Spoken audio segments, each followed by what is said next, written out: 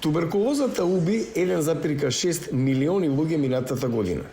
Напредокот во справувањето со болеста беше значително уназаден поради пандемијата со коронавирусот. Because of the lockdown, Поради рестриктивните мерки, справувањето со ковид беше насочено кон работата, опремата на болниците и амбулантите или на персоналот што работеше за туберкулоза. Многу од нив беа целосно префрлени да се справат со ковид. Лекарите велат дека тоа доведе до зголемување на бројот на луѓе со нетретирана и недиагностицирана туберкулоза. Индија има најголем број заболени на глобално ниво со повеќе од половина милион смртни случаи од ТБ во 2021, околу 1/3 од глобалниот севкупен број. Но постои надеж дека болеста може да се искорени оваа деценија.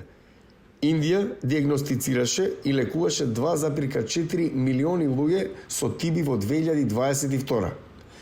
Индонезија, Бангладеш, Нигерија, Јужна Африка, Етиопија и Бразил исто така постигнаа напредок. Светскиот ден на туберкулозата на 24 март ја одбележува годишнината од откритието на бактеријата која предизвикува болеста од страна на германскиот лекар Роберт Кох во 1882. Оваа година темата е да можеме да ставиме крај на ТБ. Индија постави цел за ефикасно искоренување на туберкулозата до 2025. Светската здравствена организација постави глобална цел до 2030 преку диагноза, третман и развој на вакцина.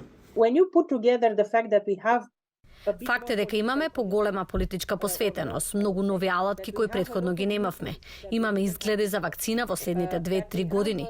Имаме неверојатна платформа и мрежи на граѓанско општество и заедници. Тоа всушност не дава многу надеж дека можеме да ставиме крај на туберкулозата.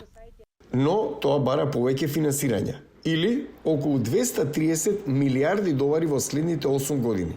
we are pretty convinced that the world Прилично сме убедени дека светот ќе се обиде да стави крај на туберкулозата и ќе се обиде да биде одлучен како што беше за време на ковид, затоа што за вакцината против ковид беа обезбедени 100 милиарди долари.